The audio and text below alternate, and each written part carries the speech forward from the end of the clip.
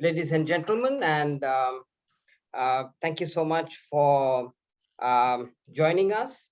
Greetings from the Rotary Club of Reconnections, and of course, the whole family of Rotary. We are on 3 different platforms today.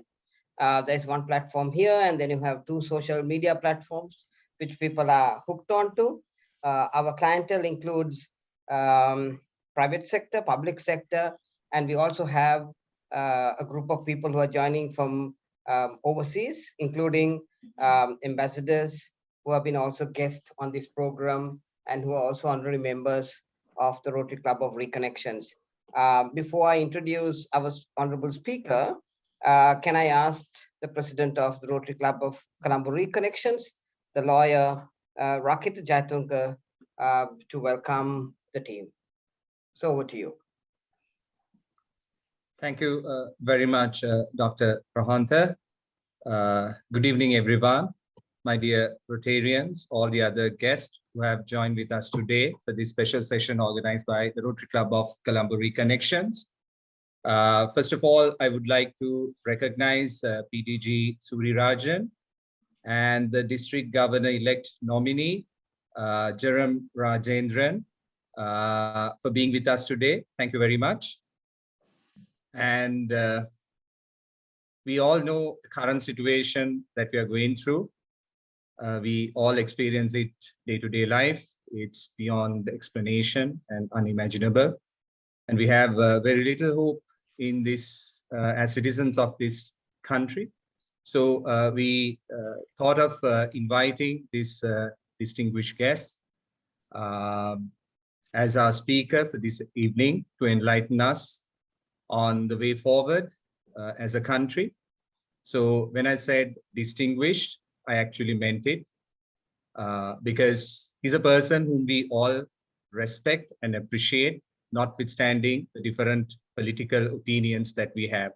Thank you very much, Dr. Harsha, for being with us today for this session organized by the Rotary Club of Colombo Reconnections. And I must thank Dr. Rahanta for facilitating this whole session.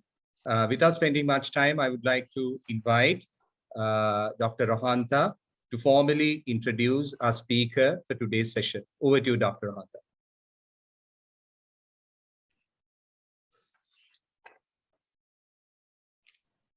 You're muted, Doctor. Yeah. So we have today a person who is, I think, one of the only credible people who can talk about public policy and someone who always want to listen to. It's sad, but that's the truth. A few good men are there. He's a professor with a PhD from the University of Missouri, the chief economist and treasurer at a cutting-edge Sri Lankan bank. He is educated and very strongly academic rigor. Who co-founded Sri Lanka's largest market and social research agency, Nielsen Lanka. In fact, many of us who worked in multinationals, we used to wait for that Nielsen report to see what the trends are in the marketplace and the health of our brands. That's what he brought in to this country before he joined the public sector. As you know, there are very few people who has a track record of performing in the private sector and the public sector. So that's what this gentleman brought in. Further, he has worked for over 20 countries as the international consultant for such as the World Bank, ADB, and the UNDP. He has a wealth of knowledge and experience that brings to the political stage, and he has made his mark in Sri Lanka after establishing Sri Lanka's first pre-hospital care ambulance service. In 1990, the Suvasavari. Harsha De Silva, more popularly known as Harsha, is an MP for SJB for Colombo and economist by training, previously the Minister for Economic Reforms and Public Distribution in 2019, State Minister for National Policies and Economic Affairs in 2017 to 2019, and a Deputy Minister for Foreign Affairs, 2015 and 2017. Ladies and gentlemen, the Member for Parliament for Colombo, former Minister for Economic Reforms and Public Distribution, Honorable Harsha De Silva. Sir, over to you, sir. Thank you so much, Hanta. Thanks, the President of the Rotary Club, for giving me this opportunity to speak to your audience. And as Rohanta mentioned, obviously there are more people perhaps logged into different platforms. Where do I start? I have about half an hour, right? And then we can go in for, I guess, questions, which probably would be the best way to go. So where are we and where are we headed? Things are not looking very positive. Today we met with the IMF and also US State Department, US Treasury and all of that. But we've been studying this situation for quite some time.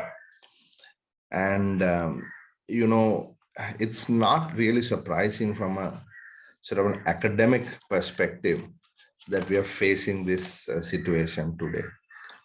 The reason is we've been postponing for so long reforms in this country. We've been essentially running welfare politics, immaterial of which party was in office, some more than others. And our fiscal discipline had been pretty bad. Since independence, we've been living beyond our means. We've been running deficits. Only 2 years in the 50s and then in 2017 and 18, we had what's called a primary surplus, meaning we had revenue. Just goes to show indiscipline that we as a nation have sort of been accustomed to. In 2003, the then government attempted to change this by bringing in legislation. It's called the Fiscal Management Responsibility Act of 2003. It had limits on borrowings. It had limits on budget deficits and so on. But they just got pushed back and the thresholds increased from the day the legislation was enacted. Then again in 2016, a thorough effort, in my view, was attempted to bring back fiscal discipline with the help of the IMF. And in 2017, a new Inland Revenue Act was legislated. Taxes had to be increased, expenditure had to be rationalized. People were not too happy about it, the general public, but that was need of the hour. Just to give you a sense of what I'm talking about, the average emerging market revenue to GDP, meaning all government revenue, tax and non-tax, usually tax is the absolute bulk. In Sri Lanka, it's about 95%, is about 25%, which means a quarter of GDP comes in as government revenue. With that, governments can spend on health and education and infrastructure and so on. In our region, this number is about 20%. Indonesia, Malaysia, Philippines, Thailand, India, all these countries average around 20%. Sri Lanka was at around 20 plus 22, 21.5% in the early 90s, but it fell to about 8% in 2014, and with Mangala's reforms, it went back up to about 12.5, 13. And then once again, with the unprecedented tax cuts of 2019, it fell to about another about 8%. Currently, it's around 8%, perhaps the lowest in the world. So really, we've been living beyond our means for a long period of time. So I'm not trying to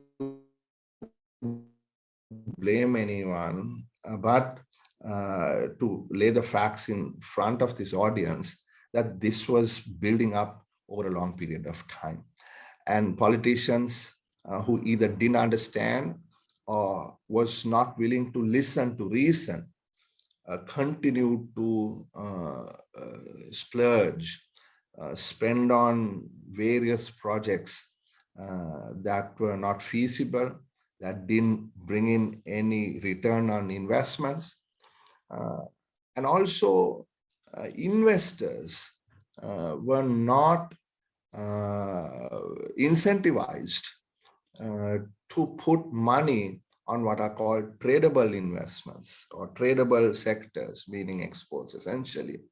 A lot of the money went into non-tradables, buildings, roads, apartment complexes, etc., which perhaps in question time I will explain was really the wrong call. To give you a bit of background, why I say this is I'll just give you a data point. At the time President Premada's death, and soon thereafter, 1995, Sri Lanka and Vietnam exported $3.5 billion annually in goods. This year we exported 12.5 billion. Vietnam exported 336 billion.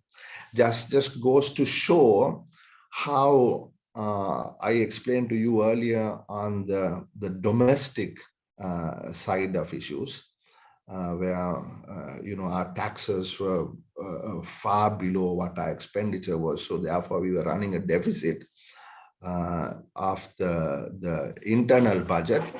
Now I'm talking about the external budget, the balance of payments issue, the current account on the of the balance of payments. We were importing way more than we were exporting.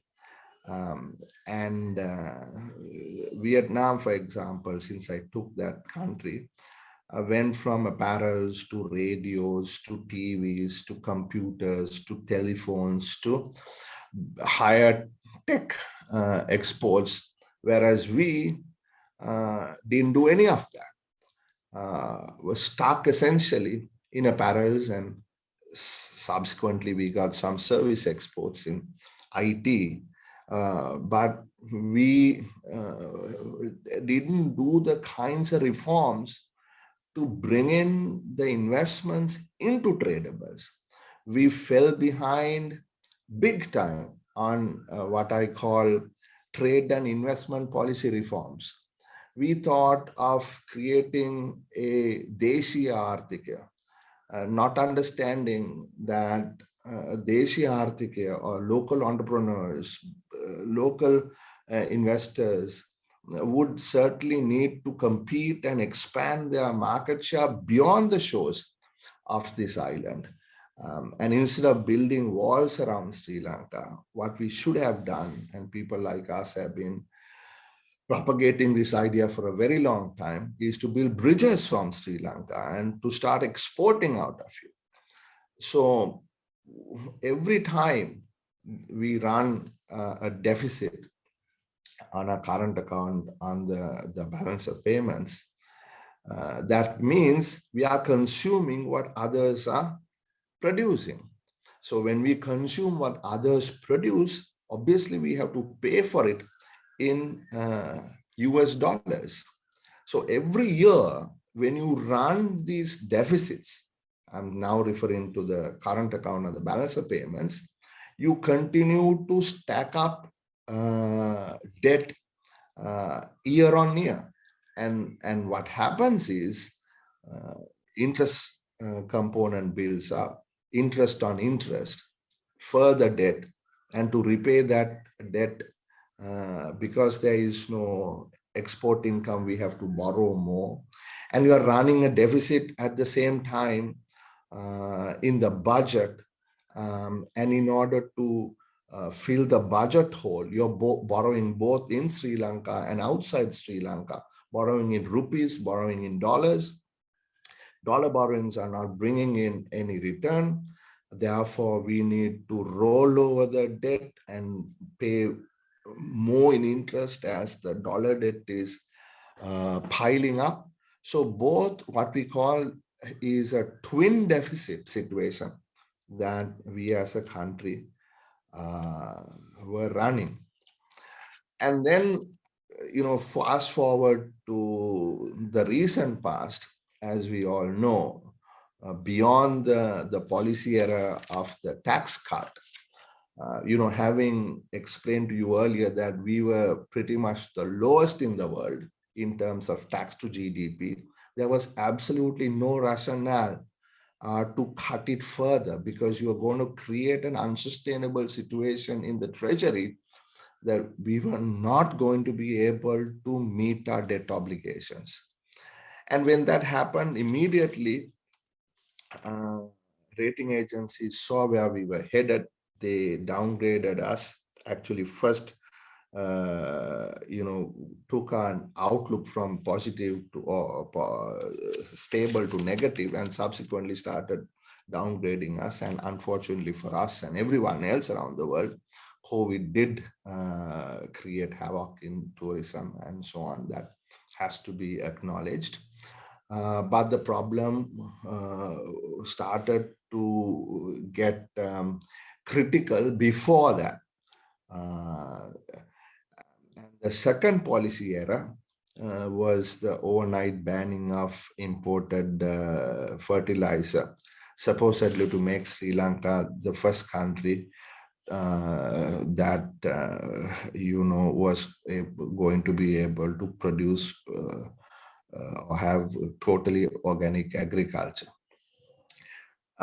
Now, as the situation got more complicated, most countries in the world who are facing similar issues dynamically changed their management of the economy, changed their taxes, dealt with the forex issues. But we basically stuck to a program. We muddled through. We lied to the people. We said we had the money to pay when we didn't. We tinkered with the symptom and didn't actually attend to the root cause. In fact, the government misdiagnosed the problem, in my view, and most others now agree with me, thinking that the problem we were facing was one of liquidity, cash flow issues. If you recall, people at the central bank, the treasury, ministers said, oh, this is a cash flow issue. We have so much coming in, we have so much going out, we can manage this. But it was not the case. It was a cash flow issue, but it was also an issue with solvency. So I call it a toxic combination of a cash flow or a liquidity and solvency issue put together. And certainly the solution to such a problem is not the same solution to a liquidity based balance of payments issue that we had faced thus far. So this was a unique case. So what did the government do in the homegrown solution, brought in quantitative restrictions, forex restrictions, and they artificially tried to maintain the value of the currency. That was another massive error at 200. Even though people didn't have confidence in the central bank to hold it at 200, the central bank continued to do so. Confidence kept falling. We were unable to go to the international markets. Private credit opportunities were completely closed. All the doors to private capital was closed. We couldn't borrow. We were almost near default.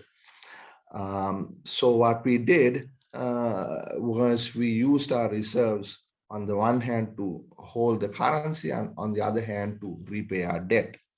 And that caused our reserves to plummet, and also created a parallel market for currency, because every right-thinking, smart person realized that the dollar or the rupee couldn't be held at 200. And fast forward again, political changes, and suddenly Ali Sabri becomes the Minister of Finance, and the Treasury has to pay a coupon payment of $78 million and another 100 and something like 20 million Chinese debt payment. And they realized they only have $50 million. And the big story that there was $1.5 billion in reserves that could be used to make these payments turned out to be utter falsehood. So thereafter, all of us know what happened, and now we are facing this terrible crisis, which has gone beyond just economic balance of payments crisis to a comprehensive economic crisis, a social crisis, a political crisis, and is threatening our very democratic fabric. And people are unable to survive with inflation at 50% plus, and so on. So now from where we are, how we are going to move forward is the next question. And in order to do that, we have to really, like I said, treat the root cause and not just the symptoms. So that is why people like myself had since 2020, from the first day I entered Parliament, this 9th Parliament, the very first time I spoke, I said, look, you need to go to the IMF now. For God's sake, please don't delay, because if you delay, the problem might become so much more complex that we would not be able to get out of it without massive pain. Well, bygones are bygones. Nobody listened to us. And now we have finally gone to the IMF. IMF has completed what's called a debt sustainability analysis. And they have basically said Sri Lanka's debt is no longer sustainable, and you have to have major restructuring of this debt. While you are doing that in one track, on the other track, the government will have to agree with the IMF on a fiscal consolidation program where taxes are increased, expenditure is rationalized, SO is restructured, public sector reforms are done, and so on, so that you can get back to a situation of what I remember I told you earlier was a primary surplus. Last, what we had was in 2018, to move towards a primary surplus from a massive primary deficit that we are currently in. So the IMF agreement will take some time.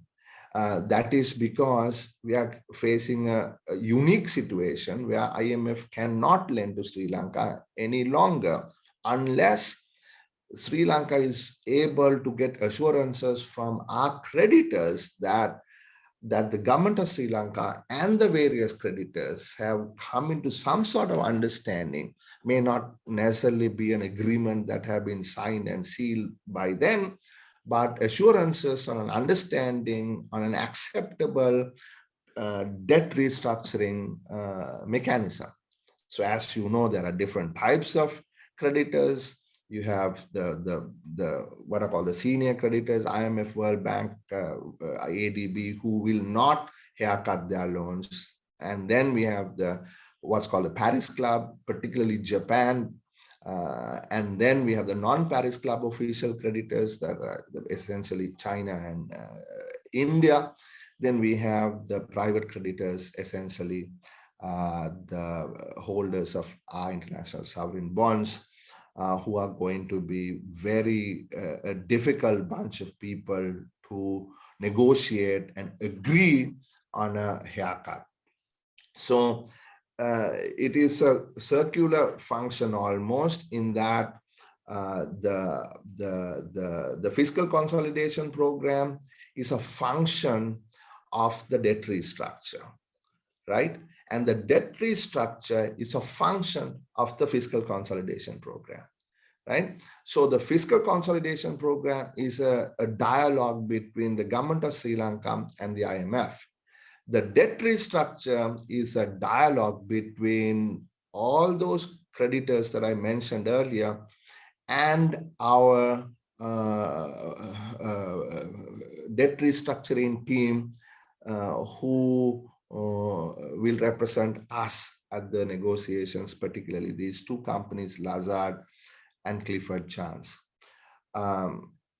Now, in doing that, the fiscal consolidation, we first need to stabilize this economy. So you have to look at interest rates, monetary reforms, and fiscal reforms. As we already know, the exchange rate is guided at 365. We can talk later whether that is possible to be held or not. Interest rates have gone through the roof. Those reforms have been done. And on the fiscal side, changes have been already proposed in the VAT, corporate income tax, personal income tax, new turnover tax has been introduced, and so on.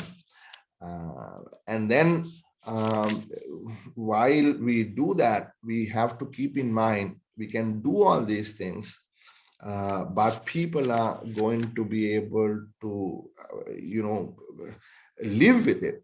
So if you look at the distribution of our population, you know that the bottom 20% consume 5% of GDP, while the top 20% consume 50% of our GDP. So the entire conversation will have to happen on the subsidy mechanism. Should rich people also be given the same kinds of subsidies the poor people are given? Or will the rich people be taxed more than the poor people because VAT and others, flat taxes are regressive, and it is becoming almost impossible for them to sort of survive in this fiscal consolidation, post-fiscal consolidation scenario. So we have to strengthen the social security nets. We need to be able to transfer cash to those people who are already unable to have 3 square meals. Forget 3 square meals. In my Bandaranaikapura precinct, the other day I was there, they are only having 2 meals, and some people are having just 1 meal a day. So in order to maintain, like I said, our social fabric without riots and absolute anarchy and chaos, we need to be able to ensure that people are at least able to have 2 meals a day. And I'm not going to take, you gave me till 7:05. I have about another 5 minutes. So once you stabilize this economy, like I said, on the monetary side, on the fiscal side, and the exchange side, we got to start thinking about restructuring or reforming the economy. And there is, I want you to take your mind back to what I said between the difference between countries that opened up and did the kind of trade and investment reform, entered free trade agreement, both on bilateral basis and regional agreements like the RCEP and TPP minus the US and so on. So in order to do that, we have to unshackle our economy, unshackle our markets. There's so much of government regulation, corruption, the licensing, Raj, all of that will have to be addressed. And we have to, there's no other way, we have to move towards export promotion. So we have to get both the ability for the public sector to borrow in the coming years is going to be very difficult, and they have to be concentrated solely on essential infrastructure in education and health, who will have to be supported by the private sector. But for those of you in this chat this evening, the investments, private investments, must be incentivized into areas where we can start competing with the rest of the world to export. And there has to be, at the highest political level, focus on turning this nation from a import substitution, closed, statist, to one that is export oriented, private sector led, and we have to integrate Sri Lanka with the world. So we are talking about global production networks and having cross-border trade and so on. And finally, it is going to come down to productivity increases, because, the basic equation is growth is a function of the factors of production, labor, and capital.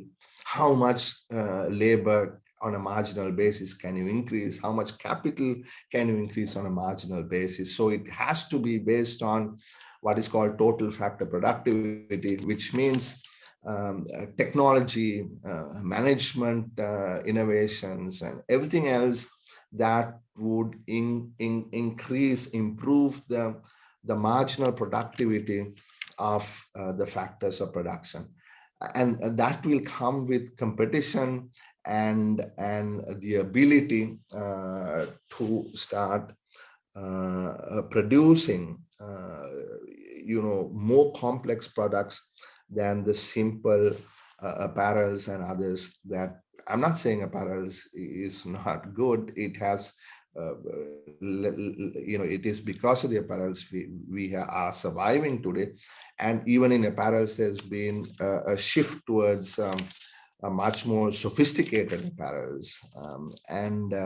Of course, others will have to come in, added to that, services in terms of IT and others. So let me end here. We have to make sure this 17th trip to the IMF is our last trip to the IMF, right? We need to understand we cannot continue to live beyond our means. That is both the government and the people of this country, right? And second point is, we have to increase the base of our economy.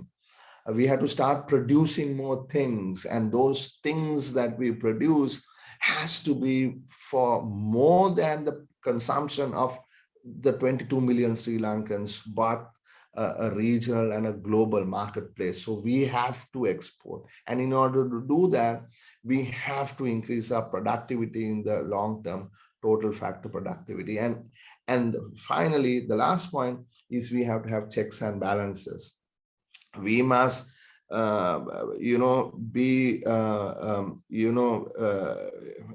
certain that every dollar that we borrow here on out is going to be used in the most productive manner, which gives the greatest bang for it, not internally, but externally.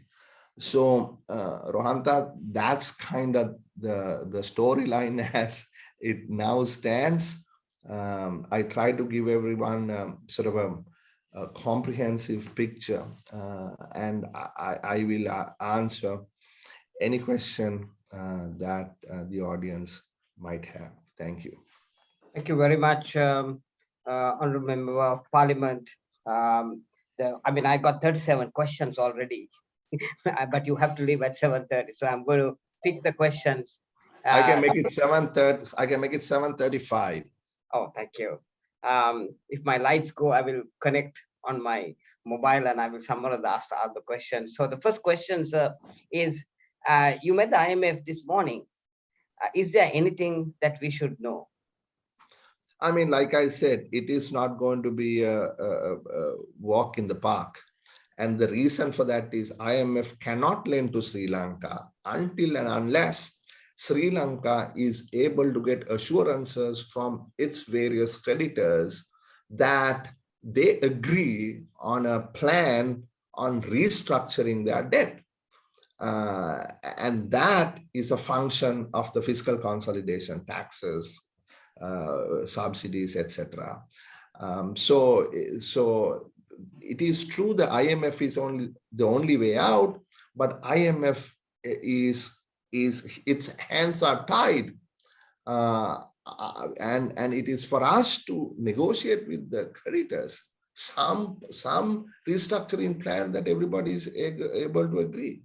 So therefore, this coming period between now and until IMF starts to disburse money, and then after a while that our credit ratings go up and the doors to private capital markets open up, we have to find a way to survive. And that is the bridge financing that we are so desperately looking for, but unable to find asset right now. Very interesting question coming up. So the question is, the country has come to a standing halt. We are told that different people have gone to different countries in terms of sourcing different credit lines. One is, of course, to Qatar, and the other one is, I think, going to Russia. Is there any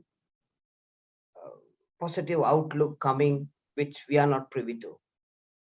Well, I hope these guys are successful, but it's not looking that way. If you look at our traditional friends, India, it's because of India we are surviving today. And from the time we fell into trouble till the end of this year, India would have given us $5 billion. Now, India is a democratic country. It has provinces. It has, federal states that require, or states that require money from the center.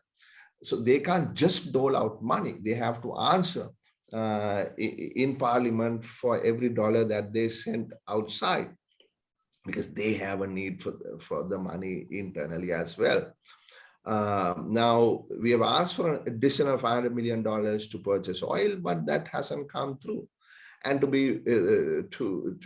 fact is that we only got the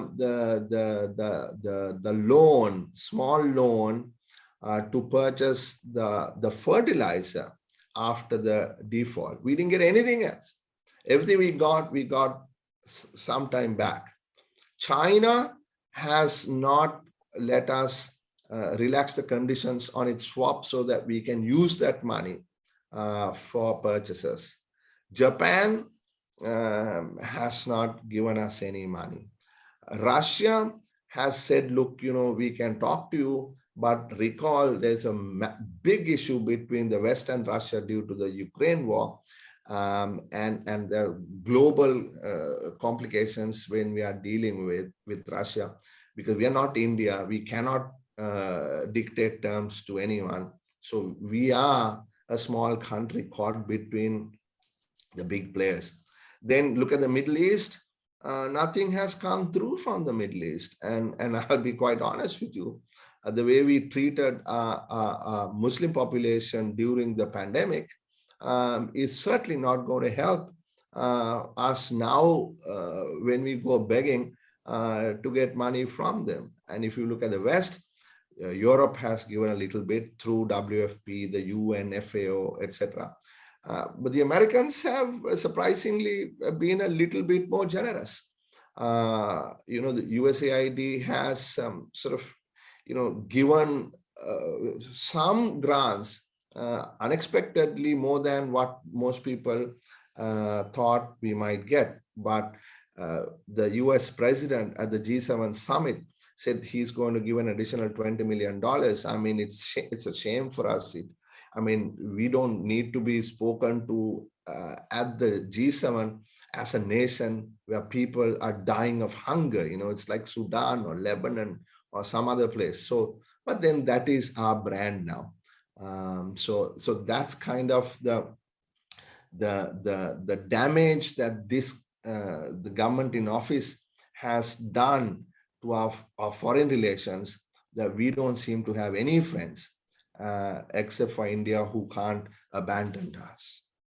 So the Japanese government announced that 4 billion has been passed by the cabinet, but then I wonder what has happened to that. No, that's not true. That's not true. That's just media, spin media in Sri Lanka. So, today it was announced that the first quarter GDP is coming down by 1.8%, Honorable Minister. So,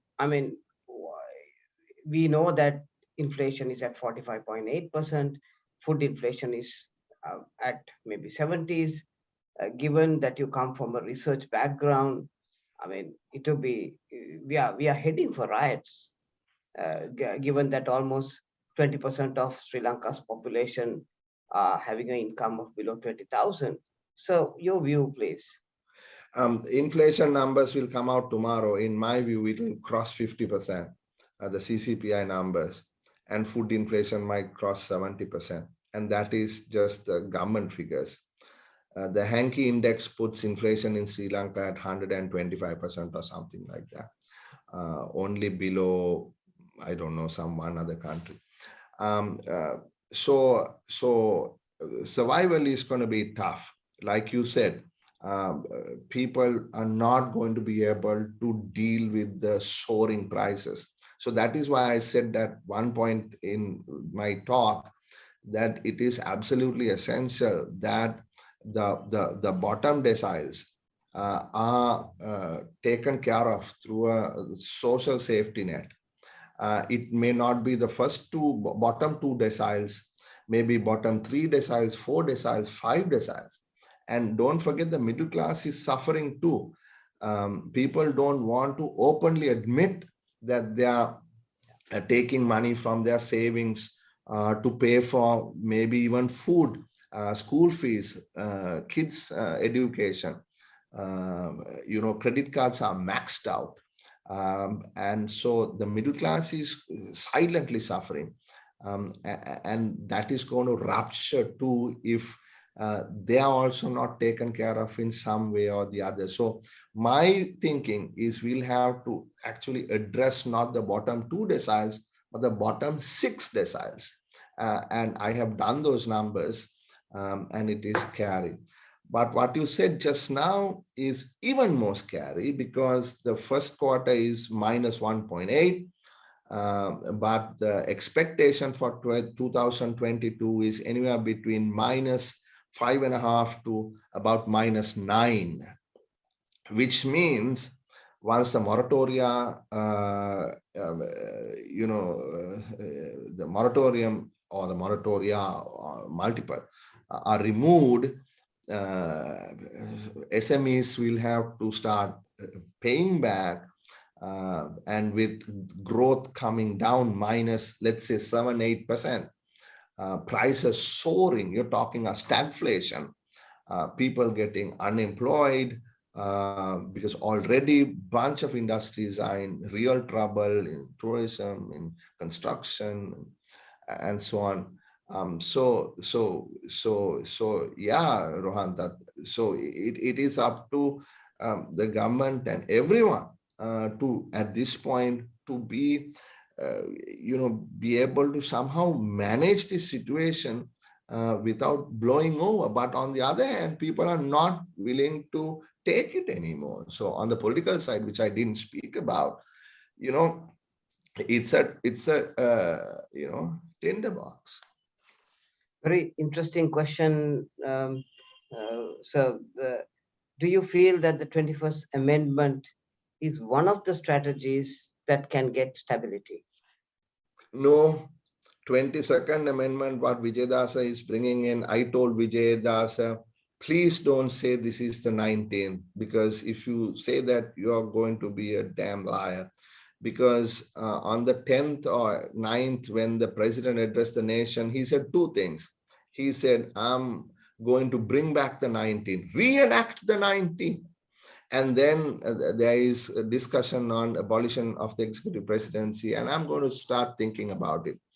What the 22nd Amendment is doing is nowhere near the 19th. Yes, it is bringing back the Constitutional Council and bringing back what we had in terms of the procurement, the audit, and the bribery and corruption. But it keeps in the president's hands the ability to sack the prime minister anytime, the ability to appoint or sack any minister anytime, for him to hold the defense ministry, under which any department can be brought in, and also to hold any other ministry for a 14-day period, which I'm sure can be extended and rolled over.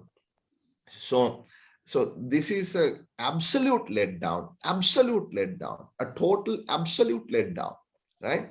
What we were promised and what we are going to get are two completely different things. So there is no sort of what's the word I'm looking for? Honest attempt to address the issues that the people are asking on the political side. So, sorry, I'm asking this question because it's been asked. We need people like you who have the private sector experience, who are very forthright in the communication, and who are credible in the eyes of the people. Don't you think that it's your moral duty to take over a responsibility? I mean, I struggle with my I'm a moral dilemma. I want to play a role. I want to serve. I want to contribute. Right now, how do we do that? Right. In order to do that, we need two hands to clap. All what we said to the president. I met with him with Iran and Kabir and Ranjit Madhum Bandara on the 10th, the day after the riots, for 2 hours and 20 minutes. And we said, Mr. President, you need to step back, right? You have to give us a timeline, right? And that is what we were working on, right? We have to create an all-party government. right? That is the only way that we will be able to at least attempt to bring some confidence, some acceptance, some legitimacy in both the eyes of the domestic population and in the eyes of the international population. So we have lost credibility domestically. We have lost credibility internationally. That is why we can't move. That is why nobody's giving us any help even to bridge finance. So yes, we must do this, right? And I don't want to make it a political speech here, but I think the president has a moral duty and obligation to be able to create the platform for an all-party government. And what we are saying is we are ready, even today, to form an interim all-party government with a common minimum program, with a date for an election, whether it is 9 months, 12 months, 18 months, doesn't matter, right? But the every single day, President Gotabaya Rajapaksa is losing his legitimacy to run this country. So to put it succinctly, once again, we can't chase the man out because we want to do it in a democratic fashion. We cannot get 2/3 because Porto is not going to give us 2/3 to impeach him. If he is not willing to compromise, then he is going to take this country further down the abyss, right? So there has to be a compromise. We have now started talking to every political party. Tomorrow we are going to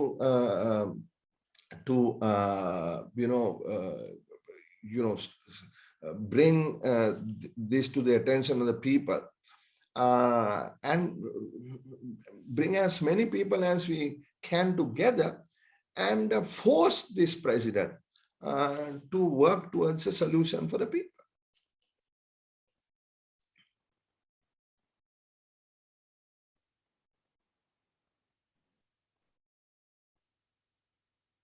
I think Dr. Harsha. Yes, I'm yeah, here. he's back. So, sorry, I'm asking maybe an academic question, but one of my counterparts in India told me, I think you guys jumped the rail too early. Every country is bankrupt, including the US, which has trillions in these debts. And there are 61 countries which are going to follow you. So what is your view of that statement? No, I don't agree because not every country is in the predicament that we are. Yes, many countries will run into balance of payments crisis and those will be resolved. But ours is a unique situation, not unique to us, but many of the countries who have defaulted have similar issues in that we have, like I said, a toxic combination of a liquidity crisis and a solvency crisis. So it is something that has been built up over a long period of time, not attended to, and the reforms have been postponed and postponed and postponed. So I don't want to focus my attention on any other country. I only want to focus attention on Sri Lanka and, forget everyone else. But for us to get back on track, we have to do all those things that I mentioned we need to do. Oh, there's a question coming in saying everything in Sri Lanka is given free to the people. And the question that is being asked is, how can we keep giving free when there is when there's a liquidity crisis? So this is the question that people like myself have been posing for a long period of time. You see, we can't give things free. See, I mean, this is why I said we have to relook at the entire subsidy structure. What I would do is to turn it upside down. Instead of giving subsidies to the supplier, the subsidy must be given to the receiver. And that is what countries who run their economies intelligently, that is what they do. Let's take an example. Say your daughter goes to ladies' college, your son goes to Royal College. The kind of education that they get are pretty similar, right? Now, in one school at ladies' college, you probably have to spend, I don't know how much, 300,000 rupees a year.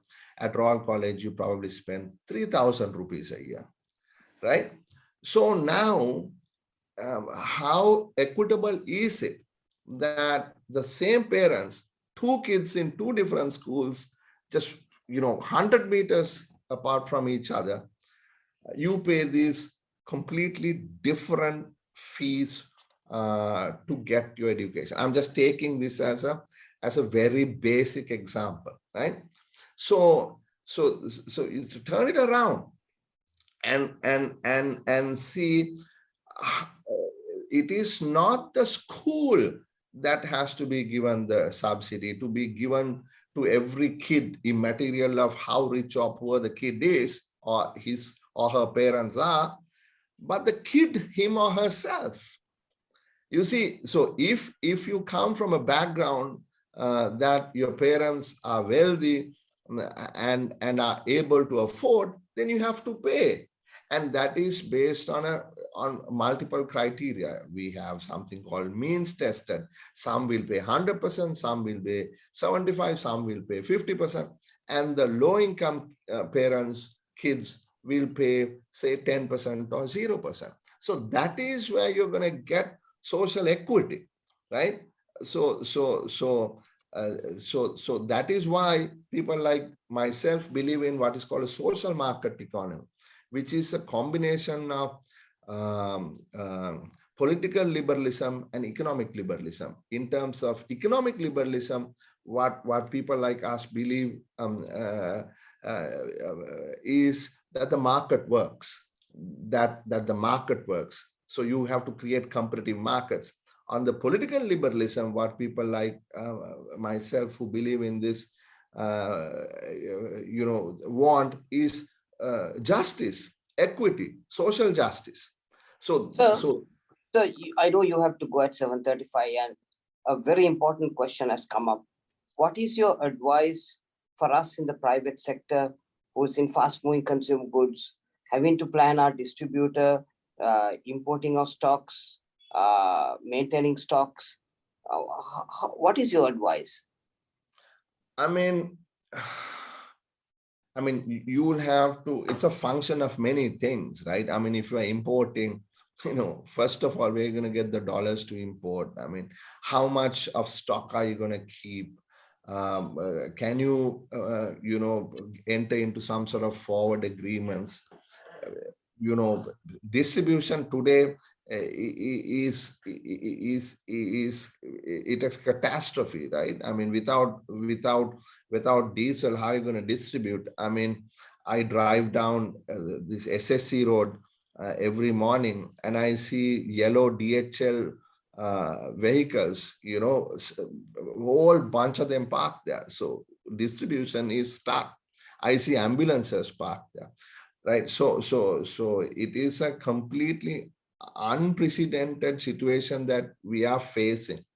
So I think everyone needs to consider their own, business and look at the past, look at the future, look at your research, and try to sort of rationalize everything, and take some calculated risks, because this is something that we have never faced before.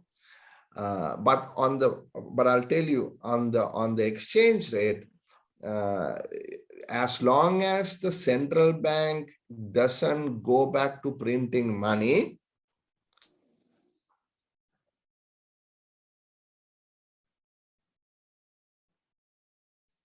pressure on the currency to depreciate will be less. Okay. So what it means on the other side of the coin is interest rates will have to go up even further in the short term.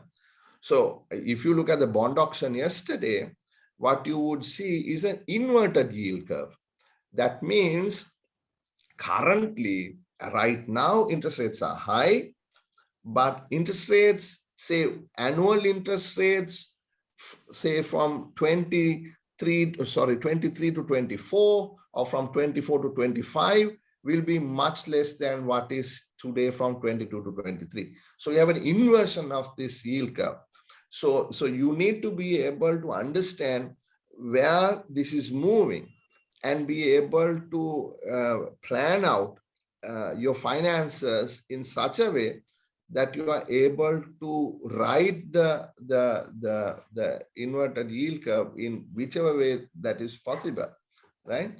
So, but on the other hand, if the central bank tries to once again print money to control interest rates, that will spell absolute disaster. Doctor, one last question. If you were in the driving seat, what different things would you have done in the current context? Well, for one thing, Rohanta, if I was in the driving seat, this would never be the case. It would never be the case. It would never be the case. Because I was one guy, in fact, I was the first guy who said, look, things are on the wrong track. We would never have been so irresponsible. We would never have been so irresponsible. This is the most irresponsible bunch of rulers we have had, right? So this would never have come to this, right? So I mean, you did things that should never have been done. I mean, it was committing suicide, right? Mass suicide. So having said that, from here on out, it is a very tough prescription. Stabilization needs to happen. Debt restructuring needs to happen. The haircut needs to happen. The fiscal consolidation is going to be so difficult for people to swallow. That needs to happen. Once that is done, we got to move on to reforming the economy. Like I said, unshackle it, open it, make it competitive, put the money on tradable export sectors, push the private sector to get into tradables and exports, create the environment for private enterprise to invest in exports as opposed to domestic services, create disincentives for domestic services, create incentives for export services, not services, goods and services both, and then reorient this economy. It is going to take some time to get us out of this mess. And having said that, if the government still is going to bullshit us, this won't work, and we can fall further into a rut. So both politically and on the economics, we must find a way to work together. And I think that is the only way. That is the only way, in my view, that we can even attempt to minimize the pain that we are going to have to endure in the coming months and perhaps years. Doctor, one last question, please. 2 minutes more. Yeah. Do you feel that the skill set that is required exists in the system for this kind of radical, I wouldn't say radical, this is what we have to do? No, it does not exist. It does not exist. And also what we are seeing is an exodus of skill from Sri Lanka out. Somebody once told me this analogy, which I will take a minute to explain. Think of Scrabble and think of letters as skills and words as products. So if you have three simple letters, the words that you can make are simple words, won't get you a big score. But if you have a Q and a U and a X and a J or Z, then you can make big words and get the bonus and triple word score plus, right? So think of a country. I mean, do we have the skills to produce complex products? Do we have the skills? No, we don't. We can talk about the 2,500-year history, right? All nonsense, right? It doesn't exist in the scale that we require. So we have to think about, it is going to take us a generation to create the skills that we require. And that has to be done in schools, in universities, in technical colleges. And a lot of money needs to be put in both public and private. Education, higher education needs to be liberalized. Private investments need to come in. All that needs to be opened up. True. But still, a kid is going to take so many years to get to that point. What do other countries do? They take our people, whether it is New Zealand, whether it is Australia, whether it is Malaysia, whether it is Singapore, whether it is Dubai, whether it is America, right? All of our, or whether it is the UK, right? They take our people. We have refused to take anybody else in. Sri Lanka is the only country that doesn't have a path to citizenship in this world.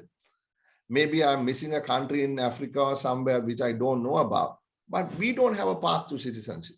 Right? We don't have a green card scheme. There's no way, right? So we are closed. We said nobody come in, but we can all go. So where are the skills? So we have to think about immigration reform. We got to think about the non-resident Sri Lankans, right, who are in various parts of the world. How do we create a platform, a conducive environment for at least those folks to come and contribute and others to come? So we have to think about acquiring these skills and know-how if we are to make that move from producing just simple products to producing complex products that would bring us the kind of dollar revenue that we require. So you have to go at, I know, 7:40. Your final message to Sri Lanka. Well, my final message to all of you guys is that, as a Rotarian, I myself, we have to be truthful, right? We have to be truthful in what we do, what we say, and how we act. And I'm being truthful here, right? We are in an absolute mess. And in order for us to get out of this mess, we will all have to work together. It is easier said than done. To work together, the platform to work together has to be created, right?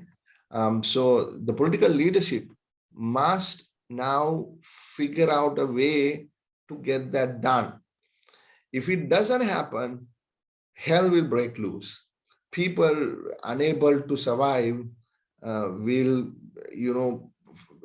disregard the law and take the law into their own hands, which would basically disrupt the social fabric and create unprecedented chaos and anarchy, which may make living unsafe in this country, right? So I'm telling you, we are desperate, right? And it is from the president that we are looking for action. He has to create the platform. Ladies and gentlemen, Harsha De Silva, Member of Parliament for Colombo, former Minister for Economic Reforms and Public Distribution.